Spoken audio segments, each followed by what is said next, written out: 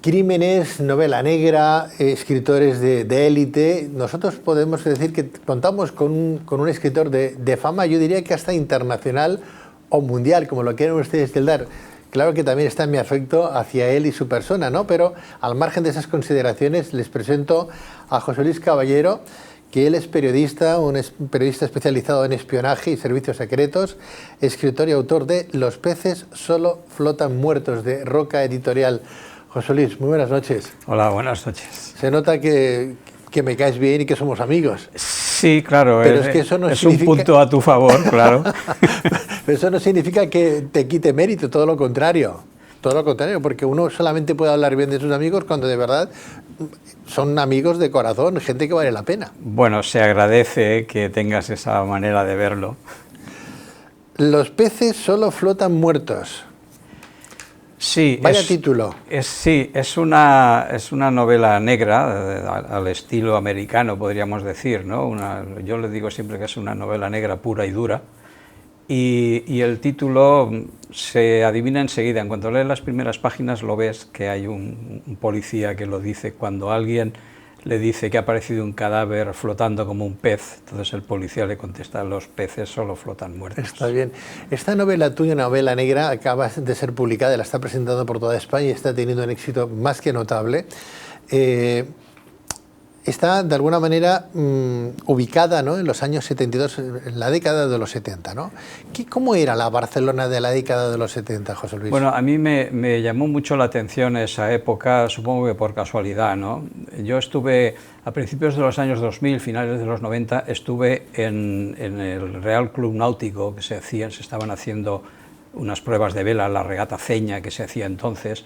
Me familiaricé un poco con el Club Náutico y eso, pero luego me recordé que allí se habían hecho también las pruebas de clasificación de vela para la Olimpiada de Múnich del 72. Sí, señor. Que se hicieron las pruebas de vela y se hicieron en el puerto de Kiel. Y bueno, atando cabos y pensando y dando vueltas por allí, conociendo gente y tal, pues se me ocurrió el tema para la novela. Y pensé que el año 72 era un buen año. Barcelona, o sea, está ambientada en el año 72. Sí, prácticamente toda la novela transcurre en el año 72. ¿Y qué ocurrió en el año 72? ¿Qué le pasa al protagonista? Cuéntanos un poquito la trama, aunque bueno, no la desveles. No, claro, no desvelaré, pero la trama es que aparece un cadáver flotando en el Club Náutico precisamente cuando se están haciendo las pruebas para la clasificación, para la Olimpiada de Múnich. Era la época que el rey de emérito era el príncipe de España. Sí, era el príncipe y era el patrón de uno de los yates que participaba, que luego se clasificó para ir a Múnich. No tuvo una actuación destacada en Múnich, pero en las pruebas de vela en Barcelona se clasificó, ¿no? Y entonces, bueno, la trama sucede ahí, aparece un cadáver flotando y poco a poco las cosas se van complicando. Hay un inspector de policía que intenta investigar a ver qué ha sucedido. Aparece el personaje de una juez que yo me inventé el personaje de una juez, la primera juez que había en la judicatura en España en aquel año, y luego buscando información resultó que mi invento no era la primera, era la segunda. Había habido una juez anterior a ella, pero en la novela pues ya se explica que es la segunda. Y entre estos dos personajes, el policía que investiga y la juez, pues se va desentrañando toda una historia que siempre, como me pasa siempre que escribo una novela, digamos que hay un desvío hacia el mundo del espionaje y del servicio secreto. Claro, es que es lo tuyo, donde tú te sientes muy cómodo, ¿no? Sí. Son años de trabajo. No lo puedo dejar de lado, siempre aparece por algún sitio. Sí. Claro, porque eso que te iba a decir, en una novela sabemos que una novela es ficción, ¿no? La mayoría de las veces, ¿no? La mayoría. La mayoría de las veces, ¿no? Pero que, aunque sea ficción, el autor introduce elementos que a lo mejor, aunque no haya vivido, pero que sí forman parte de su acervo especial, ¿no? Y dice, bueno, es que, o a lo mejor, ¿por qué no? Se pone de protagonista, de una forma soterrada también, muchas veces, ¿no? Sí, es que ¿Qué hay de José Luis Caballero en la novela? ¿Dónde estás tú? Bueno, yo creo que el personaje del policía, del investigador, tiene una procedencia de la Armada y de los servicios secretos de la Marina, una experiencia en su trabajo en el exterior y de eso, pues, no exactamente de mi persona, pero sí de cosas que he aprendido de gente que he conocido, lo he vertido en este personaje. Muy bien. Yo creo que de todos los personajes que hay, en la novela, precisamente el protagonista es el que es más producto de mi imaginación. Simplemente he ido acumulando información y he creado el personaje, ¿no? Porque sí que es verdad que luego en el resto de personajes que hay en la novela, la mayoría de ellos son gente que he conocido, que he tenido a bien cambiarles el nombre, no a todos porque algunos se me ha olvidado, pero normalmente sí, les he cambiado el nombre, pero son gente que he conocido. Y los amigos del Club Náutico de Barcelona, que hay que decir todo precioso, el Club Náutico de Barcelona, ¿no? Claro, estamos ambientando la novela en el Club Náutico como si hubiera pasado allí, aunque no deja de ser una novela. ¿Te han llamado, te han dicho algo? ¿Les gusta la idea de que aparezcan los peces muertos? Hablé con ellos cuando estaba creando la novela, hablé con ellos, les pareció muy bien y todo eso, pero después ya no he vuelto a saber nada más. Una vez la novela se ha publicado y ha sido el escenario de un crimen, ahora hay un silencio sepulcral que no sé si es que lo habrán sentido como algo, no sé, algo impropio o simplemente están esperando a ver qué pasa. Claro, pues lo que pasa es que está teniendo un éxito la novela y encima va a ensalzar de alguna manera el Club Náutico, porque a lo mejor hay mucha gente que ni sabía que existía ese Club Náutico u otros, ¿no? Sí, probablemente. Eso, la gente relacionada con el mar, pues sí, lo tiene muy presente. Pero la gente que no está relacionada con el mar... Sí, hay gente que sí, le debe sonar que existe, pero tampoco tiene un protagonismo. Ahí tenemos que la novela en el propio náutico, ¿no? Quiere decir que un sitio además para ir a pasear y disfrutarlo. Sí, a mí siempre me ha gustado mucho. Bueno, yo disfruto mucho de Barcelona y Barcelona es el mar, o sea, tienes que estar cerca del mar. José Luis, Barcelona tiene muchos lugares emblemáticos para reconocer, para buscar, para pasear, ¿no? Plaza Real, por ejemplo, ¿no? El Barrio Chino de Barcelona, ¿no? ¿Cómo era en la década de los 70 esa plaza, ese barrio? ¿Cómo era? Bueno, está muy bien que hables de la Plaza Real, porque es que además es algo que yo personalmente lo he visto. En la Plaza Real, en la fuente que hay en el centro, hubo un tiempo en esos años en que había un señor con un bastón, una callata que se llama, que estaba sentado allí en la fuente, en un poyo que tiene la fuente así alrededor, y alrededor de él había muchachos jóvenes tal, que eran un poco como sus cuidadores y tal, y aquel señor era un individuo que podríamos decir miembro de una mafia o de un grupo de delincuentes, y que allí gestionaba sus negocios ahí en medio de la Plaza Real. Yo eso lo he visto personalmente y alguien relacionado con esa tribu me había hablado de ello, o sea que yo sé que eso existía realmente. Y en la Plaza Real pues se daban estas circunstancias, igual que estaba al lado pues el Club Jamboree, que hoy en día sigue abierto, el Club de Jazz, que también forma parte de la novela, y otros sitios. Bueno, la Barcelona antigua, la gente que conoce la ciudad sabe que cuando se abrió la Rambla del Raval, que es una calle ya muy ancha y con una oferta para los turistas y tal, pues esa Rambla del Raval se cargó un montón de calles que se dedicaban a la prostitución de bajo nivel, que era pues la calle Las Tapias, la calle Robador, la calle San Ramón. Entonces, el Barrio Chino, que estamos comentando. Lo que se llamaba entonces en Barcelona el Barrio Chino. Ahora, después se le llamó el distrito quinto, ahora se llama la Ciutat Vella, en fin, para... Pero fíjate qué calles, ¿eh? Estamos viendo algunas imágenes, ¿no? Sí, algunas todavía se mantienen, obviamente, pero gran parte de esas calles que se dedicaron sobre todo a la prostitución o al trapicheo y tal, pues desaparecieron con la Rambla del Raval. Ajá. José Luis, claro, estamos conociendo esa Barcelona de la década de los 70, ¿no? Tú y yo éramos muy pequeñitos, si no habíamos nacido casi, ¿no? Yo sí. Bueno, éramos muy pequeños, ¿no? y de alguna manera, claro, estamos viendo esas imágenes y piensas, ¿cómo puede ser? ¿Puede ser que Barcelona tuviera esta imagen en esa época? Puede ser, y hasta de otras imágenes, ¿no? Es verdad que la Barcelona de aquella época era mucho más peligrosa que el Chicago que sale en las películas de los americanos, incluso era más revolucionaria que el propio París. Bueno, a mí me ha parecido quizá al final, lo que se llamó el tardofranquismo, de al final de los años 70, pues ya la cosa ya no era tan grave, digamos, ¿no? Pero si lees un poco de historia, sabes que en Barcelona en los años 10, en los años 20, 30, era una ciudad realmente difícil. Había unos años en que en Barcelona había un muerto por las calles cada 2 o 3 días, sin ningún problema. Bueno, sin ningún problema quiero decir, sin que hubiera que buscarlos, ¿no? Que estaban allí. y que es cierto también que Barcelona ha sido una ciudad revolucionaria, una ciudad donde cada X años, 30 o 40 años, pues ha habido una explosión de violencia y de manifestaciones, a veces con muertos o con explosiones o con incendios y tal. Y sí, es una ciudad difícil.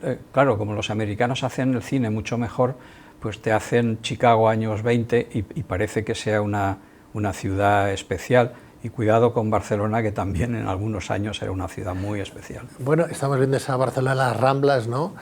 Fíjate el suelo, ¿no? Cómo ha cambiado. Pero bueno, esa es la Barcelona de los años 70, pero es que la Barcelona de ahora está tildada como una Barcelona, desde el punto de vista de fuera, nos la están tildando de que es peligrosa, de que estamos teniendo una Barcelona un poco complicada. Bueno, no, yo creo que eso es una exageración, es un poco de publicidad o de marketing. Pero publicidad mala, ¿no? Sí, de mala publicidad, sobre todo por la competencia de otros lugares de vacaciones donde intentan competir con Barcelona. Barcelona hoy en día no es una ciudad violenta, vamos, ni de lejos. O sea, el bárbaro atentado que hubo en la Rambla, pues bueno, también lo hubo en París, lo ha habido en Lyon, lo ha habido en Berlín, infinidad de sitios y que no tiene nada que ver con la ciudad, ¿no? O sea, los turistas, la gente de aquí puede caminar tranquilamente, pasear sin miedo a que le roben la cartera.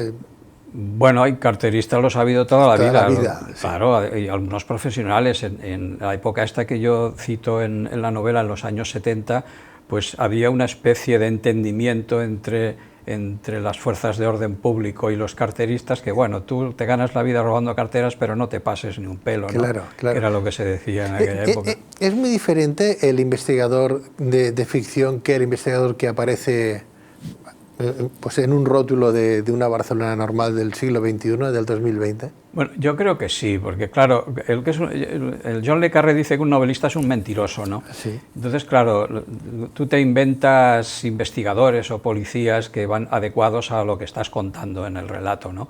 Yo en ningún momento he pretendido retratar un policía exactamente lo que es o lo que era en aquella época. Yo lo he hecho a mi servicio, ¿no? Para lo que a mí me servía. Ahora, que dentro de los policías los hay buenos y malos, los hay eficaces y los hay que son unos patanes, sí, evidentemente, como entre los fontaneros o entre los periodistas. José Luis, ¿y qué hilos mueve la inteligencia española que el resto de los mortales no nos enteramos? Bueno, los servicios de inteligencia, por definición, es una cosa que se mueve en el secreto, por lo menos, más o menos secreto, y su principal trabajo es buscar información y dársela a la gente que toma las decisiones. Y esto a veces se olvida, la gente se cree que un espía es James Bond o alguna cosa de estas, y no. Lo que llamamos un espía es una persona que obtiene información de manera más o menos clandestina o más o menos abierta y la comunica a las personas que toman las decisiones, que esos son iba a decir los culpables, bueno, los culpables o los responsables de cómo van las cosas, ¿no? El servicio secreto es un grupo de funcionarios que hacen un trabajo. ¿Y el servicio secreto quién lo manda, quién lo organiza, de dónde sale? Bueno, el servicio secreto en España, por ejemplo, es el Centro Nacional de Inteligencia. En Estados Unidos está dividido en dos, que es el FBI y la CIA. Yo que sé, en la antigüedad, o hace unos años, hablábamos del KGB, que era el servicio de inteligencia soviético. Siempre hay un organismo del Estado que habitualmente depende o bien del presidente del gobierno o bien del ejército directamente, del Estado Mayor, y que se dedica a obtener información. Esa información, por ejemplo, recientemente teníamos aquí un congreso mundial de móvil, ¿no? Sí, el famoso mobile, sí. El mobile, ¿no? Y que, bueno, se dijo que al final pues se eliminaba, se dejaba de hacer, ¿no? Y se cancelaba, con todas las pérdidas para Barcelona de lo que ha hecho perder pues un montón de dinero, ¿no? A la propia Barcelona, expositores. ¿Tú cómo ves esa situación? Es todo muy extraño, porque acontecimientos de estos del orden mundial que se celebran en ciudades, pues hay varios por todo el mundo. Hace unos días también se habló de que había uno en Ámsterdam y en otras ciudades del mundo se hacen, y sin embargo se ha centrado toda esta parafernalia que se ha formado alrededor del virus de China. El coronavirus. Sí, se ha centrado en Barcelona, en el Mobile, que precisamente es una feria de las más avanzadas que hay en el mundo, donde hay más enfrentamiento entre compañías, entre países, entre nuevas tecnologías, y se ha centrado todo este miedo hacia el virus, se ha centrado precisamente en el Mobile de Barcelona. Esto es muy sospechoso. ¿Sí? Yo siempre he pensado que cuando pasa una cosa de estas hay que mirar siempre a quién beneficia, ¿no? ¿Y a quién beneficia? Pues, porque a Barcelona no. A Barcelona desde luego no. Probablemente dentro de un tiempo aparecerá alguna otra ciudad respaldada por algún otro gobierno que se ofrecerá para celebrar el Mobile. No me extrañaría. ¿Y ahí España en qué situación se encuentra? Porque, o Barcelona, ¿en qué situación? ¿Más en favor de América? ¿Más en favor de China? Bueno, ¿dónde estamos? Hasta ahí ya no llego. Yo ya no te diría... Obviamente los gobiernos españoles, sean de izquierda, de derecha o de lo que sea, siempre están más cercanos a Estados Unidos que a ningún otro país, no quiero decir del enfrentamiento entre bloques o entre países, ¿no? Está más cerca de Estados Unidos. Lo que pasa es que, claro, con la presidencia que hay ahora de Estados Unidos y con las medidas de protección y de agresividad contra los mercados o contra cualquier país, pues casi que sería más interesante hacerse amigo de China. Los peces solo flotan muertos, José Luis. Supongo que en algún momento nos enteraremos el por qué, ¿no? Sí, ¿Qué es lo que no hay pasó? más que leer la novela, nos enteraremos qué le ha pasado al cadáver. Claro, al cadáver, que cada uno le ponga el título que quiera, quién es el cadáver en ese momento determinado, ¿no? Hablamos de este congreso, pero también tendremos que hablar sobre todo de tu libro, tu última novela publicada con la editorial Roca, ¿no? Felicidades, que vaya todo muy bien, te deseo todo lo mejor, pues todos los parabienes. Muchas gracias. Y que sepan ustedes que el título pues no pasa desapercibido. Los peces solo flotan muertos, ahí lo tenemos, de José Luis Caballero. No se lo pierdan porque francamente vale la pena leer este tráiler. Gracias, José Luis, gracias. Gracias a ti. Buenas noches.